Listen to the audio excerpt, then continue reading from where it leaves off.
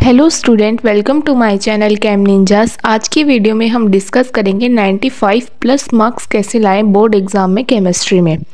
तो सबसे पहले तो अभी आपके सितंबर में हाफ ईयरली एग्ज़ाम कंप्लीट हो जाएंगे, तो आपका हाफ सिलेबस तो होगा वो हाफ ईयरली में ही कंप्लीट कर लेना है। फुल सिलेबस जो है वो आपका अक्टूबर तक कंप्लीट हो जाना चाहिए। नवंबर और दिसंबर में आपको रिवीजन फर्स्ट करना है, क्योंकि उसमें आपके प्री बोर्ड एग्ज़ाम भी होगी, तो अब आपको उस पर भी ज़्यादा फोकस करना है। एंड जनवरी में आपका रिवीजन सेकंड होना चाहिए, तो आप 2 बार रिवीजन कर चुके होंगे, तो आपको अभी से तैयारी शुरू कर देनी चाहिए, क्योंकि हाफ ईयरली को आपको हल्के में नहीं लेना है, क्योंकि आपका इसमें हाफ सिलेबस कंप्लीट हो जाना चाहिए। अब हम सब्जेक्ट वाइज देखेंगे कि हम कैसी स्ट्रेटेजी फॉलो करें जिससे हम अपनी केमिस्ट्री में 90 प्लस मार्क्स ला सकते हैं। मेरे जो थे वो केमिस्ट्री में 94 मार्क्स आए थे, और मैंने क्या मिस्टेक्स की थी और वो आपको बिल्कुल भी नहीं करनी है, वो भी मैं इस वीडियो में ज़रूर बताऊंगी।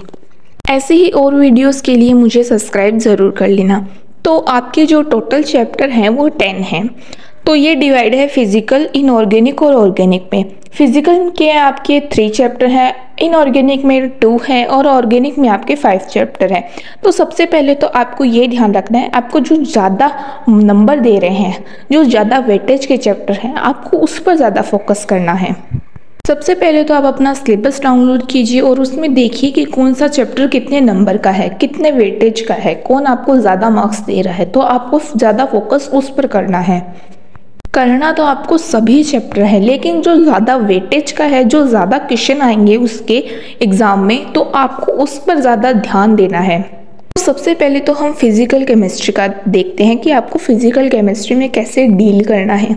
तो सबसे पहले तो आपको लेक्चर लेना है और उसके नोट्स बनाने हैं, और उन नोट्स का रोज़ रिवीजन करना है। और आपको एनसीईआरटी भी पढ़नी है, और उसके जो इंटेक्स्ट क्वेश्चन हैं वो भी आपको प्रैक्टिस करनी है। और आप क्वेश्चन बैंक ले सकते हो जिसमें पीवाईक्यू भी इंक्लूडेड हो।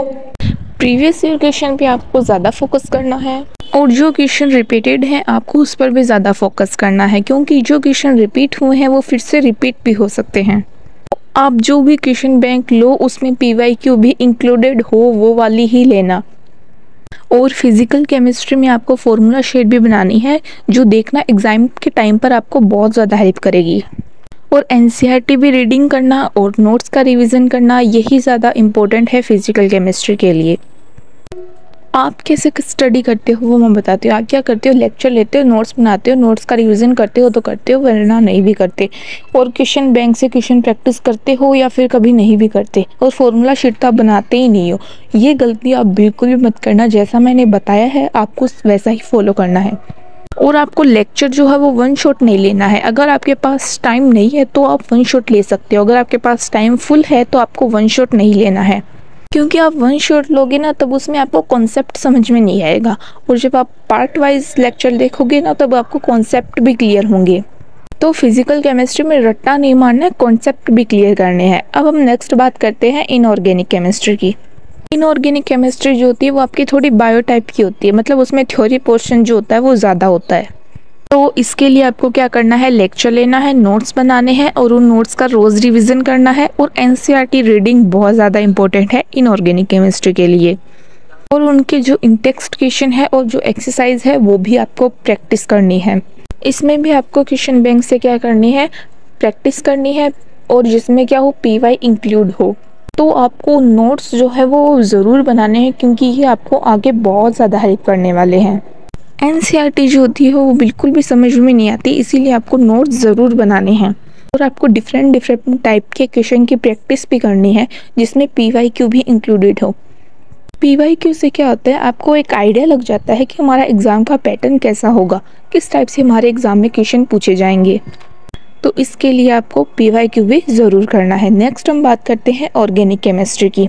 ये ऑर्गेनिक केमिस्ट्री बच्चों को बिल्कुल भी समझ में नहीं आती, इसमें बहुत ज़्यादा प्रॉब्लम्स होती है। तो चलिए इसे देखते हैं, इसे हमको कैसे डील करना है। तो ऑर्गेनिक केमिस्ट्री पढ़ने से पहले जो है वो आपकी बेसिक जो है वो पहले क्लियर होनी चाहिए, मतलब 11th की जो ऑर्गेनिक है वो आपकी थोड़ी स्ट्रॉन्ग होनी चाहिए, तभी आपको 12th की ऑर्गेनिक केमिस्ट्री समझ में आएगी। तो पहले आप अपने बेसिक को जो है वो क्लियर कीजिए। तो आपको क्या करना है, लेक्चर लेना है, उसके नोट्स बनाने हैं, और उन नोट्स का रोज़ रिवीजन करना है। नोट्स जो है वो खुद आप अपने खुद के बनाना, ऐसे नहीं किसी टीचर से ले लिया आपने और उसकी आपने फ़ोटोकॉपी करा ली, नहीं। खुद के लिखे हुए नोट्स ज़्यादा समझ में आते हैं और ज़्यादा जल्दी आपको याद होता है। ऑर्गेनिक केमिस्ट्री में भी आपको एनसीईआरटी रीडिंग करनी है और उनके जो इन टेक्स्ट क्वेश्चन होते हैं और एक्सरसाइज होती है उसकी भी प्रैक्टिस करनी है। और क्वेश्चन बैंक से भी आपको क्वेश्चन की प्रैक्टिस करनी है। और पीवाईक्यू बहुत ज़्यादा इंपॉर्टेंट है ऑर्गेनिक केमिस्ट्री के लिए भी। इससे आपको ये पता चलता है कि एग्ज़ाम में किस टाइप की रिएक्शंस पूछी जाती है, कि ए से बी बनाना है, बी से सी, इस टाइप से आपको ये पता चलता है कि रिएक्शन कैसे पूछी जाती है एग्ज़ाम में। रिएक्शन को लर्न करने के लिए मैं आपको एक ट्रिक के बारे में बताऊंगी कि मैंने कैसे रिएक्शन को लर्न की थी। तो अगर आपकी ऑर्गेनिक केमिस्ट्री स्ट्रांग नहीं है तो ये जो 2 टॉपिक है ये ऐसे टॉपिक है कि इससे आपकी ऑर्गेनिक केमिस्ट्री स्ट्रांग बन सकती है। जीओसी और यूपीएससी ये दोनों आपको अच्छे से आने चाहिए।